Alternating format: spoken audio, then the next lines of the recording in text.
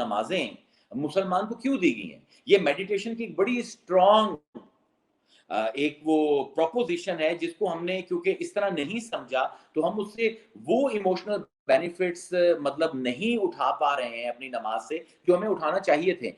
नमाज in an extremely focused mode, जिसका काम ये है कि आपके जहन को माइंड वॉन्डरिंग से रोका जाए, क्योंकि माइंड वॉन्डरिंग एक ऐसी अजीब इल्लत है। हमें फोकस के अंदर हम इतनी डिस्ट्रैक्शन की दुनिया में रह रहे हैं कि हमें फोकस बहुत तंग करता है। अगर आप लोगों को अकेले एक कमरे के अंदर छोड़ दें तो पीपल विल गो क्रेजी। और ये मैं ऐसे ही नहीं कह रहा, there is a data that backs it up कि अमेरिका में उन्होंने एक वो साइकोलॉजिस्ट ने एक तजर्बा किया था कि उन्होंने कुछ 50-60 लोगों को एक एक्सपीरियंस के लिए बुलाया और उनको कुछ पैसों का कहा कि इतने पैसे तुम्हें दिए जाएंगे। और एक्सपीरियंस क्या था कि उन्होंने एक अकेले कमरे में जिसमें कोई खिड़की नहीं है, जिसमें और कोई नहीं है, सिर्फ एक मेज है और एक कुर्सी है, उन्होंने कुर्सी पर बैठना है for 15-20 minutes and they don't have to do anything, whatever they want to do they can do. It seems like a very simple thing. तो वो जब सारे लोग इकट्ठे हो गए तो एक बाहर मेज पड़ी हुई थी उस कमरे के बाहर, उसके ऊपर एक बजर था, तो उन्होंने कहा इस बजर को टच करो। तो एक बंदे ने जाके वो टच किया तो उसमें वो इलेक्ट्रिक पल्स आई और वो बड़ा एक पेनफुल किस्म का शॉक उसको लगा। आपको पता है जब करंट लगती है तो बड़ी पेनफुल शॉक होता है। अब वो सारे बंदों को उन्होंने वो बजर प्रेस करवाया और हर एक को वो शॉक लगा। उसके बाद उन्होंने कहा कि भाई तुम अपना एक्सपीरियंस ऑफ दिस शॉक जो है इसको 10-15 लाइनों में लिखो और फिर ये कंक्लूड करके हमें ये बताओ कि how much you are willing to पे टू अवॉइड दिस शॉक। तो उन सब ने लिखा कि भाई I don't want to go through this shock again, this was miserable, I felt really bad. और बाद ने लिखा कि मैं $100 दूंगा इस शॉक से बचने के लिए, बाद ने लिखा मैं $1000 दूंगा, I just don't want to go through this painful experience again.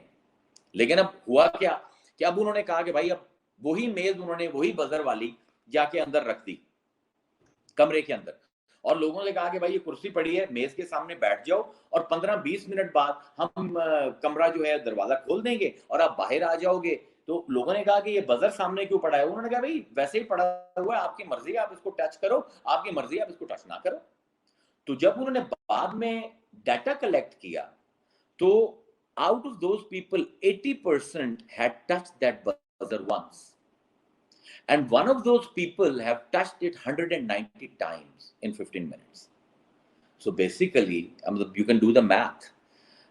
उनसे जब पूछा गया कि जबकि तुम्हें पता था कि ये इलेक्ट्रिक शॉक लगना है और इस तकलीफ दे प्रोसेस से तुम पहले गुजर चुके हो, तो why did you even attempt touching that buzzer? तो उन्होंने कहा out of boredom. There was so many thoughts in our mind, and it was like we were like हमें ये महसूस हो रहा था कि we are lost in a jungle। और जंगल में आदमी जब अपने आप को लॉस्ट फील करता है तो ही पैनिक्स। तो उन्होंने कहा जी वो बजर ही हमारे पास था, तो हमने कहा चलो और कुछ नहीं तो एहसास करने के लिए करंट ही मरवा ले अपने आप को। सो यू कैन इमेजिन कि हमने इस मॉडर्न टाइम्स में अपने आप को फोकस से कितना दूर कर लिया है कि अगर हमें 15 मिनट के लिए अकेला एक कमरे में बिठा दिया जाए तो हमें डिस्ट्रैक्शन की इतनी आदत पड़ गई है कि हम अपने आप के साथ 15-20 मिनट नहीं गुजार सकते। So we are not emotionally intelligent people. This is something that we have to understand. अब उसके बाद ये भी मैं अर्ज कर दूं कि जब हम मेडिटेशन मोड में जाते हैं या जिन लोगों के रूहानी अतिब्बा जो हैं या जो स्पिरिचुअल हीलर्स हैं उनके साथ भी ताल्लुक होते हैं, तो मुआदरत के साथ मैं बात करूंगा, नफ्स को सुधारने के भी बहुत से तरीके हैं। I mean, you can make it very easy for people and you can make it very tough for people. You have to understand, Quran ने नफ्स अम्मारा की बात की है और हमें बहुत एक स्कॉलरशिप की तरफ से भी और बाज अतिब्बाए रूहानिया की तरफ से भी एक बड़ी ही स्ट्रिक्ट सी गाइडलाइंस दी जाती हैं कि अपने नफ्स को मारो और अपने नफ्स से जिहाद करो और अपने नफ्स को बर्बाद कर दो, फना कर दो। देखिए this might be effective strategy, का बातों का जरूरत भी होती है लोगों को, लेकिन मेरे ख्याल में अगर हम इमोशनल इंटेलिजेंस के हवाले से देखें तो there are much easier ways to do it. मसलन एक मेरा अपना एक्सपीरियंस है, जब मैं छोटा होता था तो हमारा एक एस्टेबल تھا جس میں گھوڑے تھے کافی. میرے والد کو اور میرے تایا کو شوق تھا گھوڑوں کا. تو میرے والد کی ایک میئر تھی, which was a white Arabic نسل کی بریڈ کی گھوڑی تھی, بڑی اسٹرانگ, بڑی تیز. اور my father used to ride, تو میرا بھی بڑا دل کرتا تھا کہ یار I should ride it. تو میں نے اپنے ایک دن فادر سے کہا کہ جی can I ride this؟ تو انہوں نے کہا کہ ہاں جاؤ اس کے ساتھ دیکھو اگر تمہیں بٹھاتی ہے یا نہیں. اب آپ کو پتہ ہے کہ گھوڑوں کی یہ عادت ہوتی ہے کہ ان کے جو اپنے ہی رائڈرز ہوتے ہیں انہیں کو برداشت کرتے ہیں. اگر وہ ٹرین نہ ہوں تو وہ جو اجنبی ہوتے ہیں ان کو اپنے اوپر رائڈ نہیں کرنے دیتے. اب جب میں گیا, میں نے اس کی ایک لگام کے اپنا ایک اس کے پاؤں ڈالا, تو جب میں رکاب سے دوسری رکاب پر جانے کے لیے گیا تو اس نے اپنے ٹانگیں کھڑی کر دی اور مجھے گرا دیا. تو I was like 10, 11, 12 سال کا تھا. تو I was really shocked کہ یار یہ میرے والد کے ساتھ تو یہ بہیو نہیں کرتی, میرے ساتھ یہ اس طرح کا بہیو کیوں کر رہی ہے. اور جو اس کا اپنا سائز تھا, جو کیئر ٹیکر تھا, اس کے ساتھ بھی. بٹ لیکن میں اس کے قریب جاتا تھا تو وہ جو ہے اٹ اسٹارٹڈ گیٹنگ انکمفرٹیبل. تو میرے والد نے مجھے کہا کہ یار you have to get use to this mare. تو میں نے کہا جی میں کیا کروں؟ تو انہوں نے کہا کہ تم اس کے ساتھ تھوڑا سا وقت گزارو, 2-3 دن تم اس کو پیٹنگ کرو تھوڑی سی, اس کے بعد اس کو تم چارہ کھلاؤ, اس کو دانے کھلاؤ, اور اس کے ساتھ پھر ہفتے 1.5 ہفتے بعد ٹرائی ٹو ٹاک ٹو ہر.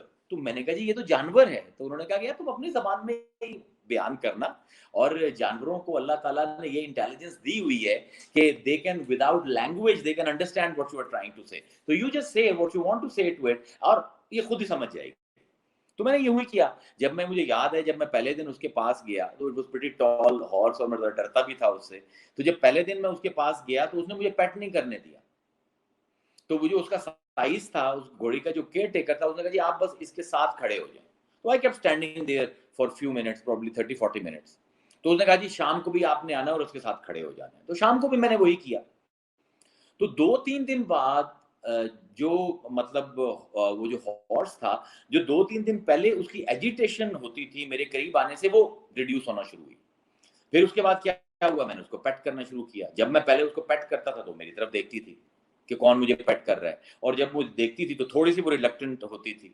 لیکن جب 2-4 دن میں روز اس کو پیٹنگ کرتا رہا, اس کو ہلکی ہلکا میں مساج کرتا رہا, ان کا کھرکھرا سا ہوتا ہے اس کے ساتھ, اس کے بال جب سیدھا کرتا رہا, تو after a week or so it became familiar. پھر میں اس کو پیٹ بھی کرتا تھا تو اس نے میرا لمس پہچان لیا, اس نے میرا ہاتھ پہچان لیا. It won't look at me کہ کون ہے. مطلب وہ اس کا ایک وہ جو ایک ایٹیٹیوڈ تھا اریٹیشن کا اور ایجیٹیشن کا, وہ کام ہونا شروع ہو گیا. اب اس کے بعد میں نے اس کو چارہ کھلانا شروع کر دیا, اس کو دانے کھلانے شروع کر دیے. تو after like 5-10-11 days it became very familiar with me. تو ایک دن پھر میرے والد نے کہا کہ اب اس پر چڑھو. تو اب جب میں چڑھا تو it had no resistance. تو وہاں پر آج جب میں سوچتا ہوں, اور جب ہم سائیکالوجی میں پڑھتے ہیں کہ ہمارے برین کے 2 ڈپارٹمنٹس ہیں, we have a emotional brain and we have a rational brain. مطلب یہ جو ہمارا ایمگڈلا ہے, یہ جو ہے دس از آور ریشنل سینٹر, اور یہ جو ہمارا اس کے اوپر یہ جو فرنٹل لوب ہے, اٹ از آور, یہ ریشنل سینٹر ہے ہمارا, اور ایمگڈلا جو ہے یہ ہمارا ایموشنل سینٹر ہے. تو سائیکالوجسٹ یہ کہتے ہیں کہ ہمارا جو ریشنل مائنڈ ہے وہ جو ہے اس کا کام ہے صحیح اور غلط کے فیصلے کرنا, اور جو ایموشنل مائنڈ ہے وہ کراہت اور رغبت کے اصولوں پر چلتا ہے, اٹریکشن اور ریپلژن. تو یہ اس کو یا چیزیں پسند آتی ہیں یا ناپسند آتی ہیں. ریشنل مائنڈ جو ہے وہ یہ دیکھتا ہے کہ کسی چیز میں میرے لیے کتنا نقصان ہے, کتنا فائدہ ہے. لیکن سائیکالوجسٹ کہتے ہیں کہ ہمارا ایموشنل مائنڈ جو ہے اس کو ٹرسٹ نہیں ہے ریشنل مائنڈ کے اوپر, اور ریشنل مائنڈ جو ہے یہ ٹرسٹ نہیں کرتا ایموشنل مائنڈ کا. So there is always a war going on between us. So what we need to do is we need to reduce this battle. میرے نزدیک جس طرح میں اس ہارس کے ساتھ فیملیئر ہوا تھا, the more I become aware of my dark side, of my nafs ammara, the more time I spend with it, the more familiar I become. تو میرا جو ایموشنل مائنڈ ہے it will start trusting my rational mind and it will start taking its suggestions. یہ کام میں forcefully بھی کروا سکتا ہوں. مطلب میں کسی کو کہوں کہ تو جہنم میں جائے گا, اس کو ڈرا کر, stick and carrot, the oldest trick in trade, میں جنت جہنم کو سامنے رکھ کر بھی یہ کام کروا سکتا ہوں. لیکن then it will not be an emotionally intelligent way of doing it. So what is the emotional intelligent way? That is self-awareness. من عرف نفسہ فقد عرف ربہ. جو اپنے آپ کو پہچان گیا وہ اپنے رب